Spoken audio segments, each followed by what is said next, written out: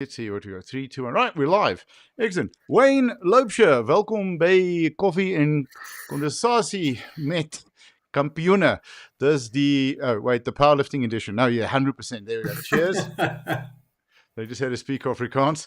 Yeah, awesome. Cheers, my man. Cheers. What's your favorite coffee, by the way? Ooh, it's difficult. So I tend to find myself a bit of a coffee snob. So I like a medium roast that comes straight out of a plunger. Yep. But I'm also realistic in knowing that Uri coffee can just do the job if needs be.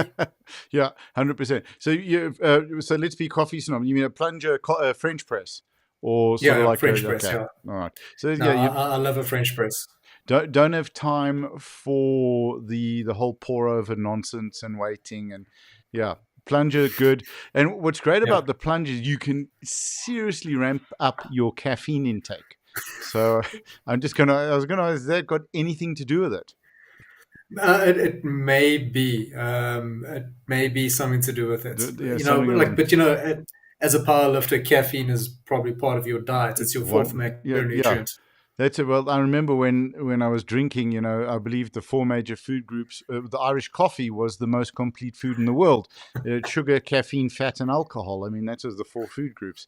So absolutely. So dude, tell us a little bit about your background. Who are you? Who is Wayne? And then we'll go into the story of how you got into powerlifting and your journey within the sport. I'm Wayne Laubscher. In terms of currently powerlifting, I am the current Master 1 under 75 kilo SA champ for AWPC. I'm a father of Master 1. You look 26 years old. That's because I shave my hair. If I try to grow my hair, Master 1. I'm a Master 2, but this is like Master 1s look. Bloody hell, good genetics. That's very annoying. Again with Steve. Steve's a Master 3. And he looks 26. No, look, he is a genetic anomaly. Yeah, absolutely. Correct, yeah. All right, so you're a dad? Yeah, so I'm a dad to 2 boys. I got 2 teenagers who've just started getting into lifting. I'm happily married for the last, I think, married for 17 years, but basically been dating my wife since we were 20.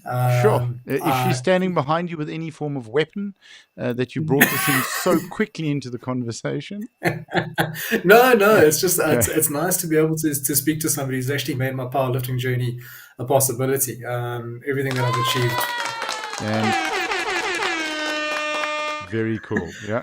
Yeah. I mean, honestly, everything I've achieved has been with her support. In the personal capacity, I'm a full-time worker, and then I'm a part-time, I call it a personal development coach. So I work with people in the gym, but more focusing on, I use the gym as a way to help people achieve goals that they set themselves, whether it's physically or mentally outside of the gym. I found it's been a great channel to sort of work with people to help them realize who they are as a person. Okay, 100%. Very, very cool. Yeah, and that's kind of me. Nothing extraordinary, fantastic. I'm not a paratrooper or a skydiver or a laser dancer. Just I'm an average guy. Okay, what the hell's a laser dancer? I don't know. Okay. That was the best I could come up with. Fair enough. All right. So remember, ladies and gentlemen, when laser dancing becomes a thing, you heard it here first on Coffee and Conversations with Champion. Yeah. So who was the first person to claim WWW? There was I think that is actually documented in all of these things. So how did you find powerlifting? Yeah. Oh, I lost you there for a sec. Sorry, the line broke up there. How did you find powerlifting? So I always came from a sporty background that was a bit more focused on outcomes. So like I played cricket, I played rugby, I did tennis and gymnastics, and then as a sort of a middle-aged adult, I'd gotten into the gym, but I was following bodybuilding training, and I didn't quite. It never sort of hit home with me. And then I got into doing sort of obstacle course racing, which was a bit better for me because there was a defined target. Yes. But then eventually an old friend of mine, Sean Victor, introduced me to my first powerlifting coach. And sorry, am I allowed to name drop on the podcast? Yeah, with pleasure. It's not. Yeah, please, man. So you can this is the thing. So, like I've told people, like promote your business, talk about your gym, talk about what you do. It's not, it's, Okay. because if people are interested and they feel they can connect with you, they'll reach out. Yeah. And if they Yeah. don't, they won't. So, yeah, with pleasure. Awesome. So yeah, so I got introduced to Josh Capazorio, who at the Mm. time was with the Yard Athletic, and now he has Purist Performance Purist. Is And I this got why you hooked. shave your head? Well, no, they say that Mm. if you shave your head, it adds 10% to your total. Total, yeah, 100%. Yeah. And do you wear a shirt when you train? I mean, training with Josh. So No, actually, funny enough, it was only after I started training in my garage that the shirt started coming off. coming off, okay. No, because Um, the guys would all be deadlifting at nationals with no shirts, just the singlets. yeah, They couldn't wait yeah, for no, like deadlift. Yeah, no, no, no. Look, and I remember when that rule changed, everybody was disappointed that we had to start wearing t-shirts. yep. Um, Yeah, so Hmm. 2016 was when I started competing, Okay. and it was really just a way for me to be like, well, how strong am I? It's an objective Mm. sport. You either lift the weights or you don't, and Yep. and that aligned for me both from a physical point of view and then also from a mental point of view. I knew it required dedication, hard work, perseverance, and raising two small boys in this chaotic Mm. world that we had. I wanted to show them that you can achieve good things by just doing hard work. Yep. And that's really how I got into powerlifting. In 2016, it was a way for me to grow myself, but then also try to become a role model for my boys. 100%. Which and a role model sort of in the old-fashioned way. Yeah, Where dad's got to be strong, dad's got to show up, dad's got to be willing to do hard work and commit, and also teaching them delayed gratification, right? You a want to, hundred for percent. you're wanting to move that weight. So tell us about your first comp. So, so when I started lifting, I originally was with SAPF. Mm. So my very first competition was the Gauteng Championships 2016. It was hosted by Rodney Anthony at the Hmm. St. Stidians High Performance. That was hilarious. Obviously, I was new to the sport. I didn't really quite know what I was doing, and I rocked up With on the day. the big red curtain that we lifted in front Yeah, of. yeah, yeah, the, Yeah. Yeah. yeah, 100%. And on that day, the only thing I had was like a singlet. So we sort of got to the squats. I had to go borrow somebody's belt. No, no, listen, Um, hold on a sec. That's not a bad thing because my yeah, first comp at St. Stidians, I rocked up in cargos and a t-shirt because that's what I trained in. No singlet. So yeah, so there we go. So you're far better off than me. yeah, Okay. yeah. So the squats, I had to borrow a belt. Do you The remember who bench you press. borrowed the belt from? So at the yard, they had a small belt that just was like the communal belt. So if you could Right. fit into it, you could use it. Use it. Okay. Um, and at that time, I was an under 83 kilo lifter, so that was sort of the average size. So that was Right. okay. The reason I ask is like because of the incredible community in the sport. These are the things that we usually remember, and this is how relationships get started, Yeah. friendships get started, connections get started. That last for a long time. And so a great example of that. So for the deadlifts on the Mm. day, I didn't have long socks because I Hmm. didn't train with long socks. I didn't have shoes, so I ended up borrowing shoes from two of my teammates. Now I'm not exactly tall. I'm 5'9" at a stretch, and my Yeah. training partners were No, both that over that's 6 foot. actually very tall. 5'9". Yeah, Do you yeah. know why? But why? I'm 5'9", so it's very tall. Okay, yeah, yeah. Look, it's a good height. Eh? It's Yeah, it's it's a a good really height. good height. Perfect height. Perfect height. Right. So so I borrowed socks from two of my training partners, Hmm. from one training partner, and then I borrowed shoes from another training partner. Now I've got small feet, like 7 on a good day, and he was a Hmm. size 11. So I came on to deadlift Sure. wearing clown shoes, going Yeah. flop, Yeah. flop, flop, flop, flop like a penguin waddling. And that was, I mean, I'm still in contact with those guys today, and that was That's how I awesome. finished my first competition. Was basically wearing clown shoes and Sure. somebody else's socks. But then Coach Rodney didn't try and sell you slippers.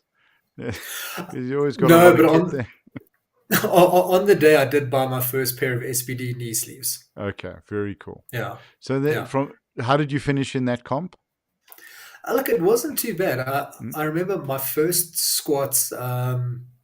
It was dodgy, so I went down, and as I came Mm. up, it looked like I was struggling, and the spotter kind of panicked, and he touched the bar, and they didn't give me the squats. But Right. then I said to him, "Look, I was going to get it." So they said, "Well, look, we'll give you a chance again. You've Okay. got a minute." And I Mm-mm. was like, "Hold on, I've like just sold my soul trying to squat 150 kilos, and you're giving me a minute to recover." Luckily, I got the second squat. So I squatted the 150. I benched Mm-hmm. 105 kilos, which then took me another 3 years to bench that again. Right. And then and then I deadlifted 200 kilos. Okay. But the deadlift has always been, it's been my baby. It's the one thing Mm-mm. I've never had to worry about. Squats and benches have always been my stepchildren. Right, fair enough. And speaking of stepchildren, we have a comment from the audience. So there we go. Vertically challenged boys. Yeah, Steve, but at least we both have working shoulders. Sorry. Sorry, Steve. Huh? Should we wave at Steve? Hang on a sec. Let's give Steve. No, oh, you get your arm in the sling. Yeah. It's good to do Okay. Steve. that. Okay, cool. So that was the first comp done, and then sort of where Yeah. does the story go? So I've actually got quite an interesting journey. So I competed with SAPF up until Mm-hmm. 2019. So I always qualified for nationals. I always finished sort of top 10, and I drifted between 83 and 90 kilo Mm-hmm. and the 93 kilo category. Um, it was 83. I struggled to make weight, and 93. I was like, oh, I can just eat whatever I want to. So I was Yeah. okay. But then You know, that's the 2019. point of powerlifting, right? Yeah. So it's No, 120 wait. plus. It's not, doesn't get capped at anything. Yeah. um, so then 2019 was my last competitive year with SAPF. Unfortunately, end of 2019, I actually got quite ill. So I did the Gautengs, which was in August, September, and then Mm-hmm. shortly after that, I actually developed two autoimmune diseases. Wait, So the not one fun. the one was called Graves' disease, which Mm-hmm. sounds lovely. So Graves' disease was basically just hyperthyroidism. My Mm-hmm. thyroid decided it didn't want me. Well, my immune system attacked my thyroid, and it Mm-hmm. responded by just dumping all the hormones. So I'd spent 2 years picking up the weights to go to 93 kilo category, and then I lost those 10 kilograms in 2 weeks. Sure. Um, Mm-hmm. and it was an aggressive form of the disease, and fortunately, it only lasted for about 6 months. Okay. I did have a couple of close calls in terms of thyroid storms. Um, but then with that, though, I also developed a secondary disease called thyroid eye disease, which was Mm-hmm. actually what kept me out of competition for about 3.5 years. Sure. So the thyroid eye disease, it's an association now. The immune system attacks all the muscles behind the eyes. So between October, I got sick in October 2019. Got progressively and aggressively worse through to December, and in January 2020, 2020 we know was a terrible year for everybody, but in January 2020, I actually went blind. Sure. So Dude. what had happened is Mm. the muscles surrounding my optical nerve had crushed my optical nerve. On the 24th of January, I saw a surgeon who my doctor managed to get a booking with him, and he said, "Can you see my hand?" And he put his hand up like that, and I was like, Mm. "No, I can't." So I ended up having quite an invasive surgery Mm. called a orbital decompression, where they ground a bone out of my skull to make space for the muscles, Okay. and Mm. then which sort of allowed my vision to come back slowly. So obviously the nerves started healing and the vision came back, but it left me squint. So I was looking like Mm. that. Mm. Mm. I had two more surgeries to correct those. So that was sort of over a period of about a year and a half. I just had a Sure. couple of surgeries and medication. And then eventually I kind of was able to start training consistently again. And at that How stage, were your doctors concerned, sort of with the pressure, with the squats, particular deadlift that you'd be putting so in the system? yeah, so once I had sort of recovered from my surgeries, they gave me the go ahead to train, but obviously I had to be very careful in Mm-hmm. terms of monitoring it. So ironically, for squats and deadlifts, there wasn't any sort of issue. The pressure was there, but because of the space, like the muscles which had become scar tissues, it wasn't actually all that bad. But the Okay. bench was a whole other story. Because And I lying back. remember Mm. yeah, I remember lying back the first time I tried to bench, and I think I benched up to like 60 kilos, which, 60 kilos wasn't exactly a heavy weight. But I remember pushing, I could remember feeling my eyeballs actually moving around in Mm. my skull. And then I sat up, and it was weird. I could almost feel like my eyelids had been sucked under my eyeballs. And Mm-hmm. it was obviously just everything was still recovering. And the recovery process actually probably took close to a year and a half before everything was completely user friendly. I Right. think that's the Yeah. easiest way to say it. So yeah, it was really sort of the big, sort of early 2022 that I started Mm. looking at going, well, I'm going to compete again. let me start training. And I was training with an eye patch at one stage, and then I managed to sort of get over that because they had this corrective surgeries to try straighten my eyes up again. And it was, but my view on competing had changed. And Mm-hmm. it was, I think, the best thing for me. So prior to getting sick, it was chasing numbers, chasing numbers, Mm-hmm. chasing numbers. And you kind of get lost in the outcome and not the process. And for me, after getting sick and sort of having that awakening, I fell Right. in love with the process. I fell in love with the process again, Mm-hmm. and I decided I'm going to compete again, and I'm not ever going to worry about my total or my numbers. I just want to get back onto the platform. That was my number one goal, Mm-hmm. was just to be able to walk onto a platform and go, cool, I'm going to compete again. But at that time, I had choices in terms of where to compete, and I was fortunate enough to be picked up as a brand ambassador for OTG Method, and their head coach Lil Bianchi, and Mm-hmm. and Lil coaches Sora Gerber, who's one of the Mm. SAPF champions, and Lil coaches through all the different federations. And I decided to go compete with WPC, and it was just like I knew it was an untested federation. I knew there would be disadvantages, but for me, I wasn't worried about that because I just wanted to compete. And then in at the end of 2022, we decided we're going to compete at the Arnold Classic, Mm-hmm. and then WPC announced that they were going to bring in their AWPC, which was going to be a tested version of their federation. So it meant that guys who were not untested could compete Mm-hmm. fairly. And then I was walking around probably about 90 kilograms, and we decided that we're going to compete in May 2023. And in January 2023, I looked at the world records for AWPC, and something in my head was insane. And I looked at the master one under Mm-hmm. 75 kilogram category. Now Ish. I was walking out at like 90. 90 Yeah. kilos, and I looked at those numbers and I thought, well, hold it. If Rowan, who's the nutrition coach, can work magic, Mm. there's actually something there. So Rowan put together this meal plan for me. Lil put together this training program, and between January Mm. 2023 and May 2023, I went from a 90 kilo lifter to an under 75 kilo lifter. And Ish. at my very, Sorry, and that's a gold medal right there, brother. So we got one more comment. So I just wanted to yeah, drop that in and adjust that to where you're sitting. So there we go. Go Wayne, great guy. That's from Skilled in Speech. that is old Russell. Russell, thanks very much, man. Okay, cool. This is what I love about this format of the podcast and the software Yeah, that we use. We can bring in live comments. Okay, that, yeah, so that's right. absolutely. So you went down Um, 25 kilograms.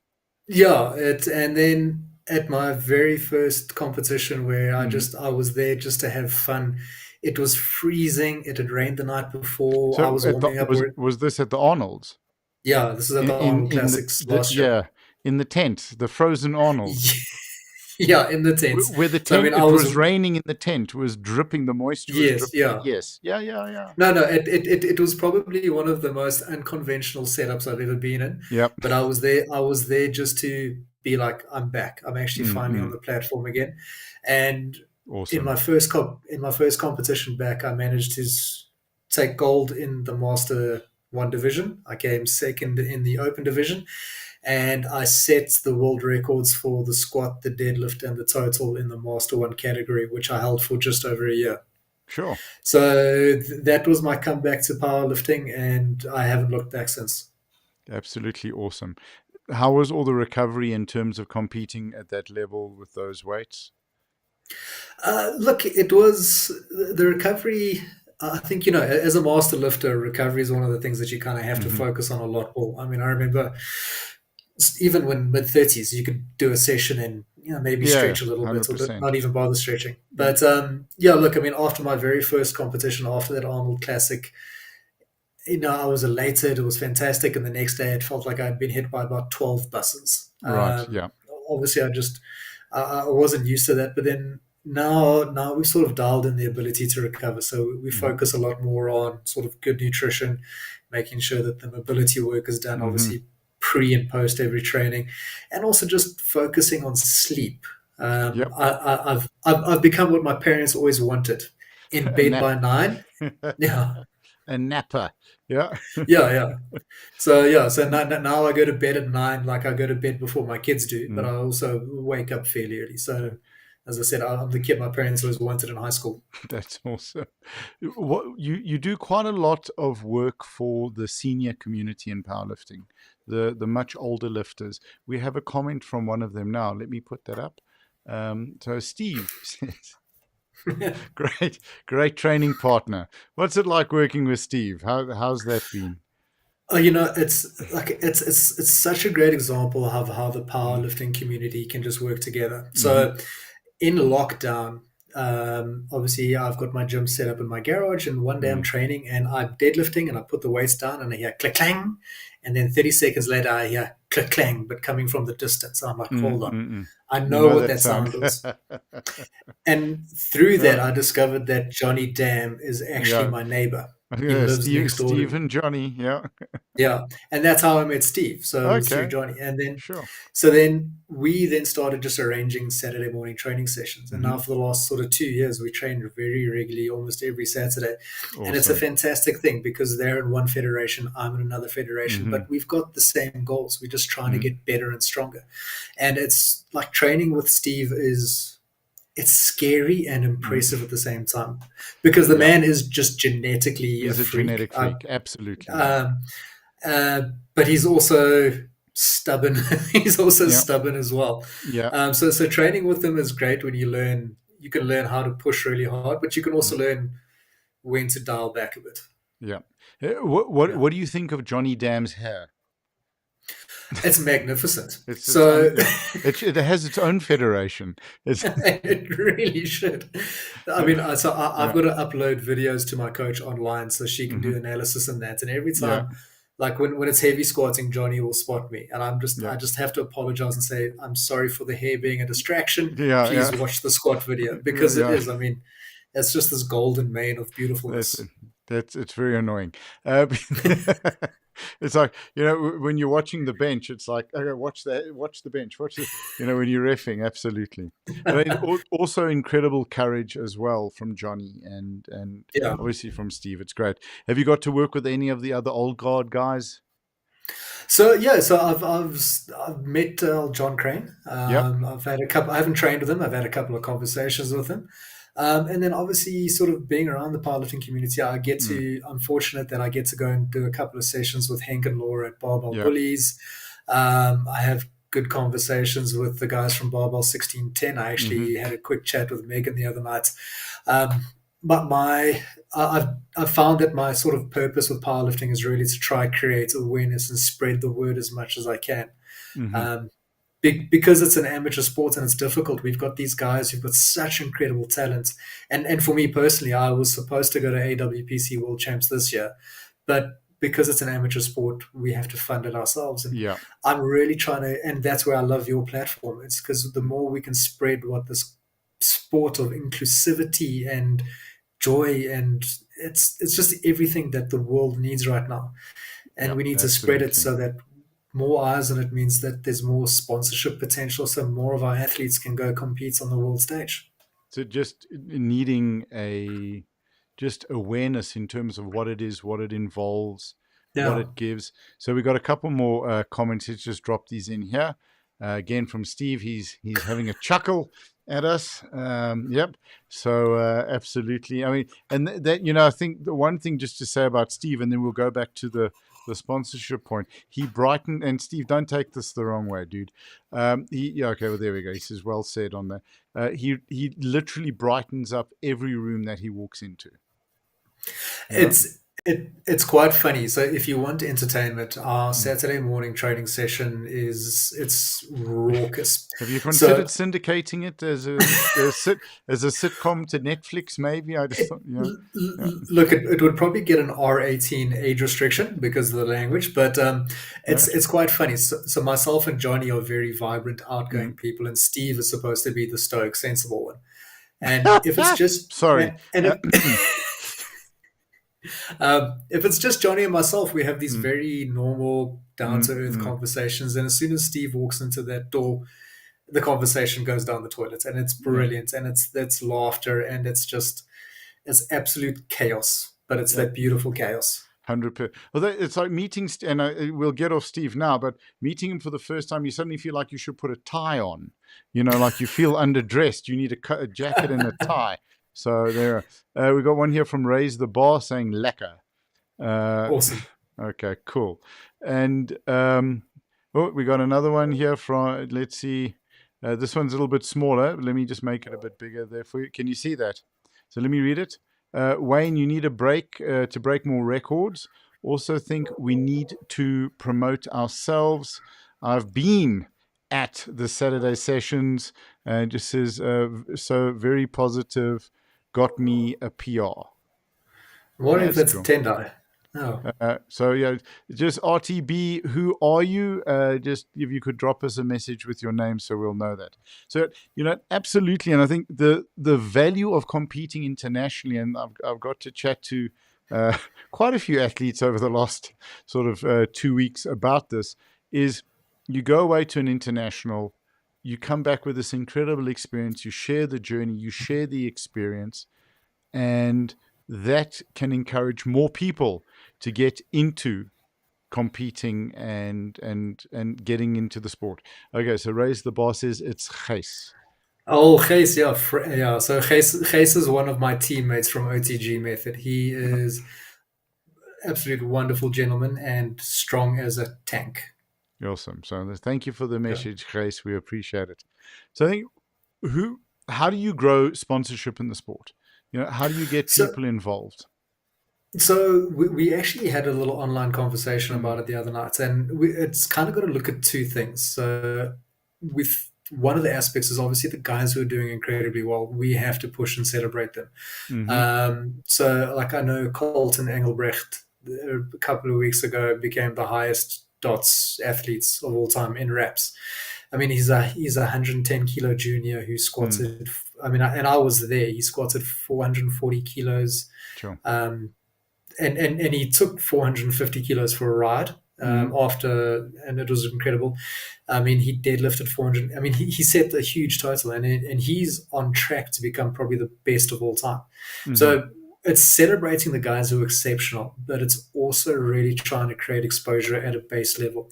So to have more competitions that aren't necessarily like federation affiliated, but get people into the sport so that the guys can then choose where they want to compete. And I think as athletes, we all know it really doesn't matter about where you want to compete. We just want to see guys on the platform. And it's really trying to open those doors so guys can get the experience and they can be exposed to it. And it's trying to take as many opportunities as we can. So when you invited me, I was like 100% I'm on. I'm there without hesitation. I've been fortunate that 5FM has had me on a couple of times, so I'll use that as much as I can. And it's really just trying to network with people, but it's not showing so much within our community, but trying to open it up outside of the community. So I've got clients that I'm encouraging the one to try a competition because he's fallen in love with weight training. So hopefully one day I'll just get him to come along to maybe one of Megan's sort of novice competitions or something like that. So he can get an experience at it. And it's really trying eyes on the sport is what it is all about. Once we can get eyes on the sport, you can then start talking to companies and saying, hey, look, we've got now 1,000 people competing and we've got this person who's been selected to go to IPF World Champs. Yeah. I mean, we had a big team that went to Lithuania this year. And I know Astrid was part of organizing some of the sponsorship for that. But, it'll be fantastic if we could get a company who say, okay, cool, guys, for this year, your international team, your travel's taken care of because we're going to work with you. And that's what we all need to focus on. Like, forget about politics and that. We need to be going, okay, guys, if we want the sports to, have any chance of going to the Olympics, which, look, I do think it's a slim shot, but I know that's one of the goals. But if we just want to see the sport grow so that we can have more competitions, more athletes, more clubs, more coaches, we all just have to work together to spread what powerlifting and powerlifting can literally change your life. No, it absolutely does. And we've had quite a few people on the podcast where they've mentioned it saved their life. I just want to go back to a couple of comments from Gijs. He's saying, I think we need to get to get sponsors to the events. The vibe at events is next level. Absolutely. There's some of the stuff that we are doing. We've got another one from Gijs, not to sponsor the event, but to come and see what happens there. Absolutely, because the one thing that's come up in the conversations with the lifters that are coming out to Commonwealth and to World Masters is about the sport is wholesome, and it's a family sport, and you've got the kids screaming for their parents, you've got the parents screaming for their kids. I was chatting to an awesome young lifter earlier today, Luke from Ireland, and he's saying like one of his best moments in the sport was finally getting his dad into the sport. And he said he got his dad to, I think, to compete. I stand under correction, but 150 kilo squat at the age of 60. Now, that's such an incredible thing for a young man to see. So, absolutely, that it's about getting involved and getting guys committed. One of the things that we've done now, we're streaming the upcoming Commonwealth and the World Masters. We've approached a couple of companies, and it's not really about we'll be running ads for them on the live stream, and in return for that, that's our thank you to them. But they'll be providing prizes. So there'll be a prize for best male lifter, best female lifter in the Commonwealth. That's kind of cool. It's like a tailored jacket. So we have a tailor that we work with out of Hong Kong, and he'll be going and meeting one of the best male lifter, best female lifter. Maybe we can get a blazer that fits. These are the kind of things. One of the South African electronics brand is going to be sponsoring some gear as well. And there are a couple of other things that we're looking at getting involved with athlete prizes, because I think that's really where it starts. And then when you're getting your sponsors to chat to the athletes and to get an understanding of the value of the sport, that's when it comes in. Because we always joke about it, and I've said it a few times. All powerlifting needs for a year is one Premier League footballer's salary for a week, and then we're sorted. And, you don't hear of powerlifters crashing their Bugattis in Monaco with two French models and a bottle of champagne in the passenger seat. It's a wholesome sport, and it's the value for it. And as you said, the sport is growing, it's expanding, it's exploding. And this is the time now for brands to align themselves, either with specific lifters, with federations, with the sport, and to say this is what we're going to do. And I think with the different federations, there are different brands that will click differently, and that's the thing where it's then as an international competition. And the Olympics, I don't know so much anymore. I was optimistic because of the with weightlifting coming out. But now, weightlifting was supposed to be, this 2024 was supposed to be the last year for weightlifting. And now they've got a little bit of a respite. If they're in, we're not coming in, because they won't have two strength sports, two power sports. That being said, and I think the Olympics is great because of the brand, the sponsorship and the state funding that goes with that. But I don't think that's something we should hold back on. Our work, our effort, like conversations like this, with the hopes of the Olympics. We've got World Games. The guys are going now to China to look at the setup for the World Games and organize it and have the powerlifting. We have the Commonwealth here. So we have all of these wonderful international events. That's enough exposure. It's enough performance. Well, and that's exactly it. I mean, if you look at South Africa, so in the next couple of months, so as I said, IPF have got Commonwealth, they've got World Masters that are happening in South Africa. WPC World Champs is going to be happening in South Africa next year as well. So there is international exposure starting to come into the country. And I think that's a great opportunity for companies, as you said, companies to look at the different federations and the athletes and go, look, we align with your ideology. We align with the way you do things. Let's help grow the sport in return for being part of what is possibly at the precipice of this explosion of the sport. Yeah, because every powerlifting athlete is going to be an outstanding brand ambassador and an inspiration. Yeah. And we see that already with the young athletes you're talking about, the young athletes we talk about, the older athletes that we talk about. We already have the heroes there. But then you have the younger guys and the younger girls that are coming up that are really, that's what sort of the sports agents should be looking at. We got another comment from Steve here. How do you get your head so shiny? No, I'm just kidding. I agree. There is, sorry, ladies and gentlemen, we are trying to be serious here, but when Steve's involved, and Yeah. sorry, let me put that back up there. I agree. There is a current wave, and we need to take advantage of it. Absolutely. It's just, there are sports that are exploding, like paddle, racket sports, because of the community element around it. I believe it's not just the fact that it's an awesome sport. There's a huge community element, and that's what powerlifting is about. It's all about community. I think there's an event in Dubai next year. Excuse me on the numbers. There's two. There's one for kids. There's a kids one, which is about 120 kids over a course of a week.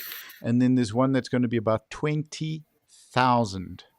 And they're bringing in the top paddle Sure. players from around the world, the top fitness experts, and that's going to be over the course of a month.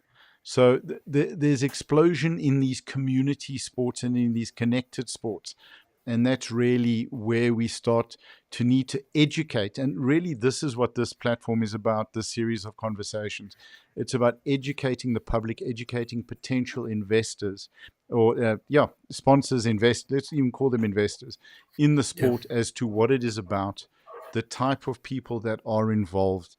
And it's time to get in, to get onto the platform, get onto the bus and support the lifters, because it's not cool that you didn't get to go to compete.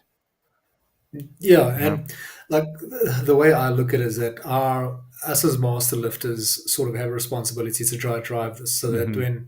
so that when like my kids, so my youngest kid, sorry, my oldest child has decided he wants to try competing next year.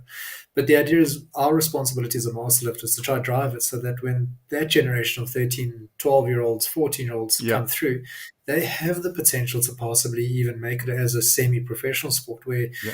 they can earn an income that will then help them travel to compete, to represent, or even as a professional sport where they are Yeah. actually paid to No, be elite level athletes. as a professional sport, and you'll have the different divisions. I think I just want to put another one up here from TB. The best thing Chris. about the best thing about powerlifting is it's for all. Absolutely, bigger people, that's me, and smaller people, smaller, tall, short. Absolutely, brands would love the inclusivity, and I think worldwide. And it's such a valid point that Gijs makes. Worldwide, exclusivity and inclusivity, excuse me, is the catchword. Is what it's all about. That's it. And Go yeah, on, and sorry. I saw you on one of the episodes the other day talking about the explosion of women in sport. Yeah, And it's true. The female explosion of powerlifting is incredible, and that's so exciting to see because it really just it gives everybody such a good opportunity to perform and put themselves out there and show yeah. the world what they're made of. Absolutely. I think what's also great about it is it's the young girls where it's so appropriate for body image, and it's some of the older women, the moms that are getting involved at later ages. And again, important for body image. Some of the best comments I've heard on this was from one of the Canadian lifters, I think it was Jackie Brodsky, and she said, yeah, powerlifting taught her that it's cool to take up space. And she's here to take up space. It's not about being skinny. She's like, take up more space. And you have to love that because it's the numbers on the bar, not the numbers on the scale. Although I'm talking to a guy who dropped 25 kilos. What the Yeah, hell? All look, right. Just yeah, look, before. look. Yeah. I was skinny when yeah. So my last competition that I did was our national championships earlier this year, and I weighed in a nice 73.4 kilos. Okay, awesome. Like, you can't go to Cape Town on holiday. It's too windy. No, just That's it, gone. There we are. So again, Johnny Dam is a machine, absolutely. But we want to know, what do you think of his hair? So yeah. I'm going to have Johnny's going to have a word or two with me at the next comp. He's going to be like, "Come here." So you're right. Thank you. Give me a sponsor. It's not a Get bad idea. Pantene involved. Well, yeah. some coconut oil, natural kind of thing. It has to be Dutch or European or something fancy. So made in Yeah. Monaco. That's sort of the Johnny. Made in Monaco would be more Steve. So yeah, absolutely. Yeah, yeah. Johnny's definitely more of the Viking type of, Yeah, yeah. that's it, 100%. The For you within the community, so we're talking about the different federations, taking the federations aside, has it ever been a challenge, a problem where it's multiple federations training together, or is it just guys watching one another's backs, girls watching one another's backs, holding, keeping you safe in your reps? And that's the nail on the head. I Mm, mean, every time I've gone and trained with somebody else, it doesn't matter what federation it is. It's always been, do you need a hand? Can I spot you? mm, Oh, will you spot me? Help me load the bar. The athletes, we know the athletes are there for the love of the sport, and yeah. we honestly, I mean, like, me personally, I don't care where you lift. Let's just lift. Mm, Hey, you need mm, help loading the bar? I'll do that for you. You want me to spot you on the bench? I'll do that for you. And I see that. As I said, I've been at Barbell Bullies a couple of times. I've been mm-hmm. out at Barbell 1610, and everybody's there just for the love of the sport. Yeah, absolutely. If you ever get a chance to train at Old Guard with John, just watch out for the ankle shark. I'm not going to say anything more on that. You get offered a great cup of coffee and then you get attacked by an ankle shark. So it's very good. I will remember that. Yes, I'll leave Steve that to tell you on that. Okay, we got one more from Gijs. I must run, but thanks for the great show. Wayne, you're great product and inspiration to all of us. Absolutely. Hope to one day also be YouTube famous. 100%. So I think the case want to chat to us on the podcast. I think that's what he might be mentioning. So And you can look, just give us a DM in the comment section. Also he'd DM be whatever he'd you be a great youngsters call it. guy. Yeah. Uh, I mean, Yeah. he himself is a father of two, Mm-hmm. has a business, Mm. works for another business, does powerlifting. Cool. He'd also be a Right. fantastic guy to Lekker. chat to. Yeah, Gijs, drop us a DM. It's about giving exposure to as many of the athletes as possible that want to share their story. And I think I saw that one of the things came up in my feed um, while I should have been responding to messages and not watching videos on Instagram. You know what happens there. And it was a kid lifting in front of his baby, the baby, 18 months, 2 years old. And the kid said, "Go, Dada." He pulled a really big deadlift, and the baby pointed and he said, "There's a picture of you, Dada. That's you." And it was Arnold Schwarzenegger. And you just see the dad grinning. And Arnold, when he was in Pretoria, was it 73 or 74? Yeah, starts doing So there, yeah, that's it. So it's absolutely, it's such an awesome thing that powerlifting as a sport forces you to be honest because the bar forces you to be honest. So if you're not getting your sleep, which you mentioned, your hydration, your nutrition, your training, your recovery, your mobility, if you're not doing everything that you need to do to perform optimally, you're not going to perform optimally. But those things that you need to do to perform optimally, those are the things that are going to also lead to longevity and a good quality of life. yeah. And what a wonderful gift to pass on to your children through example, not through telling them. Well, to give you a great example, so I Mm. normally coach my kids on a Wednesday night, and obviously we set up the That's podcast. cool. So Yeah. I got home, Sorry. and Yeah. my oldest son was actually coaching my youngest son for his squats. Sure. I gave them their program, and my oldest son said, "Dad, I got it," and my youngest son has just done his squat session. Beautiful. How did that make you Uh, feel, man? That's epic. you know what? It makes me feel really proud that I've actually managed to set an example. My youngest son was asked at school by his teacher the other day, and he said, "What do you want to be?" And my my youngest son responded, "Strong as bleep." Yes. That's what Okay. he wanted to Okay. be. Yeah, so when he was older, that's what he wanted to be. Strong Okay. as, Sure. Steve, if yeah. you could please watch your language around the Oh boy. I do think really maybe we need to get you and Steve on and Johnny. It would be a fun episode. We may just have to tick that not for kids box No, on the definitely. YouTube. So yeah, we'll try and get it. Although maybe it's for every F bomb or swear word, it's 20 burpees. I think that'll be kind of cool. So yeah. Also, when It'll is be there? Yeah. Oh, sorry, I'll go ahead. I was going to say, if we're going to do burpees for F bombs, it'll be the most clean show you've ever had. Ever. There Yeah. won't be a single swear word said. Cardio. I was chatting to one of the UK coaches, and I made a comment, a joke about burpees, and they're like, "How do you know about burpees? That's how I torture my clients." It's like, that's how we all torture our clients. Because it's true. No. Burpees are punishment. Just before we wrap up, because it's been so catered an hour for each show, but it gets a little bit tight, and I have to change my tie, Oh, as of we course. touched on that. But is there anything that you would like to share or talk about before we wrap up? Look, I think for me, it's just really, I'm very grateful for the opportunity that you've given me today. I, No, I think, pleasure, man. I think it's just important. I think It it's had important nothing for to us do with just to, Steve bullying me, by the way. So just Wayne, actually, on a note, Steve. So let me just put this up there quickly from Steve. Don't worry, I'll keep them all under manners. Excellent, Steve. We do believe you on that, and it's going to be black tie. I think that's only fair with Steve. All right. So black tie and cargo shorts.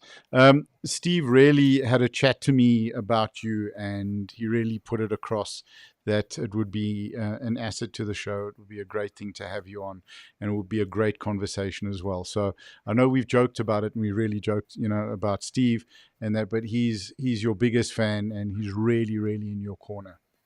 So well, I'm glad you said that. I can go rag him a little bit about yeah, it now. exactly. Exactly. Yeah, 100%. Yeah. So, Um, anything to touch on before we wrap up? yeah, look, so obviously just grateful for the opportunity. Mm, And I think it's important for lifters to both, for really for all of us to take responsibility for the sport. We've got to take mm, ownership for the growth of the sport and use our stories to show people that the sport can help you overcome incredible things. You've got an incredible backstory. mm. I've got, like I myself, I've Yeah, also got a very bad absolutely. health. I know so many people who've used the sports to not only improve their lives but change their lives, and I Yeah, think that for me is the biggest thing. We need to, as athletes, get out there and take ownership and agency of the sport to make sure that it becomes everything we think it can be. fantastic. That's a great message to close off on. And I'm looking forward to actually getting you and Steve and hopefully Johnny onto the chats as well. I think I can get about 8 people on this thing, so it'll be kind of cool. But yeah, we'll chat about setting that up. But Wayne, really, thank you so much for your time, and thank you for thank you to your boys for allowing us to chat in their training session time, because Yeah. we get possessive over our training sessions time. So I'm really grateful for that. And just one quick couple of things. What are your plans for the future? The next couple of comps. You said next year champs. So I've been in basically competition prep for about 2.5 years. So we've Hmm. decided to not choose a competition up next. I will compete next year, but we're not going to worry about weight category. So I might Okay. go to the under 82.5. Okay. Oh, Potentially, thank God. potentially, I'll put my eye on So, Michael Naidu and say, yeah. look, I'm going to come and compete with you in your weight category next Yeah. year. So you're not thinking But of going then to 47s? I would just. no, no, no. But Yeah. but the goal for me is to get back to World Championships in 2026, which will be in Europe. Okay. And ideally, my wife has Scottish heritage. Her father was from Scotland, and I'd like to take her there to show her Mm-hmm. heritage. Okay, awesome. So that's, and then by then hopefully the work will be paying dividends, and there will be backing, there'll be sponsorship, and there'll be support for the sport.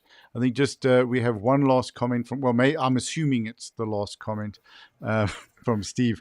Yet another great interview. Thank you, Steve. I appreciate that. And it's not just me; it's Wayne. I just asked the questions, and Nick, very well done, and thanks for opening up the sport.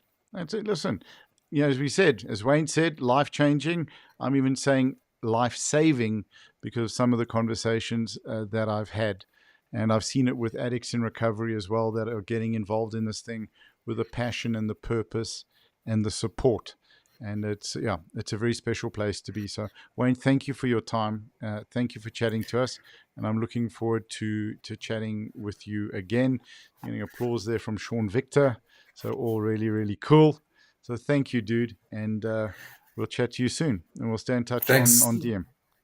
thanks so much, Nick. I'll be back anytime you Awesome. want me. Thank you so much. Have a great evening. Cool. Take care. Cheers. Bye-bye. You too, man. Bye.